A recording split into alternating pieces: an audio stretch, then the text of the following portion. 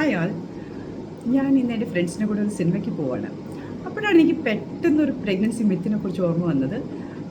പൊതുവേ പേഷ്യൻസ് വന്ന് ചോദിക്കാറുണ്ട്, പ്രഗ്നൻസി ടൈമിൽ സിനിമയ്ക്ക് പോകാൻ പാടില്ലല്ലോ.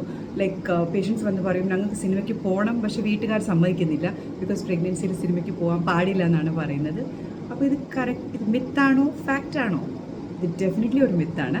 ബിക്കോസ് പ്രഗ്നൻസിയിൽ സിനിമയ്ക്ക് പോകുന്നത് കൊണ്ട് കൊച്ചിന് ഒരു പ്രശ്നവും വരത്തില്ല.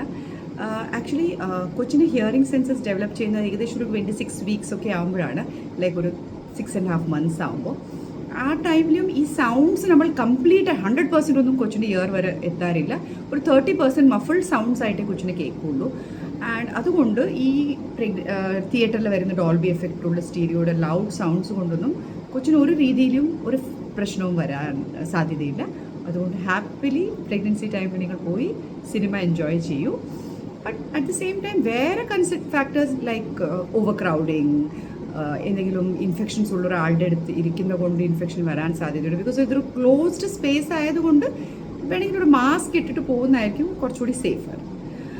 ഇതേ സന്ദർഭത്തിൽ വേറൊരു കാര്യം പറയാനുള്ളത് ലാപ്ടോപ്പ് യൂസേജിനെ കുറിച്ചാണ്.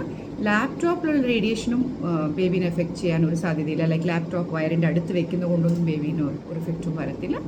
സോ അതും പ്രഗ്നൻസിയിൽ യൂസ് ചെയ്യുന്നത് സേഫാണ്.